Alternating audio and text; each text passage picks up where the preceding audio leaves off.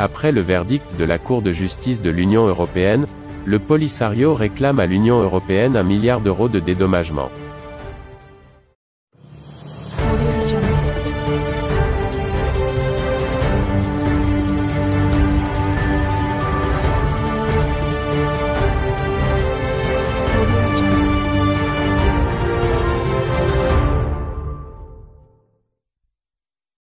Fort de la reconnaissance de sa légitimité à représenter le peuple du Sahara occidental, par la Cour de justice de l'Union européenne, le Polisario exige de l'Union européenne des dédommagements, estimés à 1 milliard d'euros.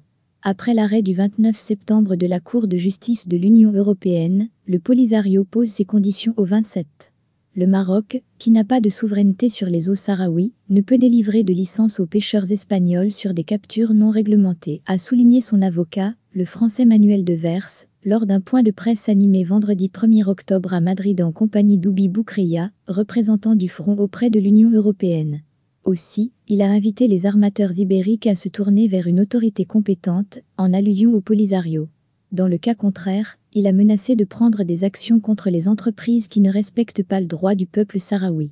Sur la même ligne, Manuel Devers a laissé la porte ouverte à une possible réclamation auprès de l'Union européenne de compensation pour l'impact économique des accords conclus avec le Maroc.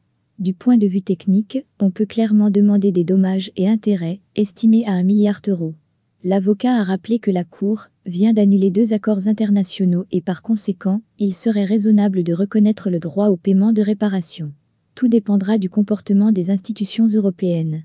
Dans une répartition des rôles entre les 2 représentants du Polisario, Oubi Boukria a nuancé les propos du Français, précisant que des dédommagements peuvent être demandés, mais que cette option n'est pas encore mise sur la table des discussions.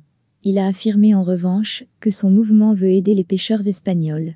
La Cour de justice de l'Union européenne a établi le cadre d'une éventuelle coopération entre l'Union européenne et le Polisario, a-t-il souligné. Contrairement aux satisfecit des organisations agricoles espagnoles, le verdict de la Cour de justice de l'Union européenne du 29 septembre a provoqué le premier des pêcheurs, qui le considèrent comme une menace pour l'ensemble du secteur. Sur les 132 navires européens, qui pêchent dans les eaux marocaines, y compris le Sahara, 93 sont espagnols. Boukria a conclu son intervention en renvoyant la balle dans le camp des 27. Si l'Union européenne veut continuer à faire des affaires au Sahara occidental, elle sait déjà à qui elle doit s'adresser, à savoir le Front Polisario. Le même message a été, d'ailleurs, destiné aux États-Unis. En effet, l'administration Biden a repris cet été l'importation de phosphate extrait au Sahara, après une suspension de 3 années. Des cargaisons de gaz en provenance des États-Unis étaient également arrivées au port de l'Aïoun, le 5 mai et le 5 juin de cette année. Dans son verdict du 29 septembre, la Cour de justice de l'Union européenne a constaté que le Polisario est reconnu sur le plan international en tant que représentant du peuple du Sahara occidental, même à supposer que cette reconnaissance s'inscrive dans le cadre limité du processus d'autodétermination de ce territoire.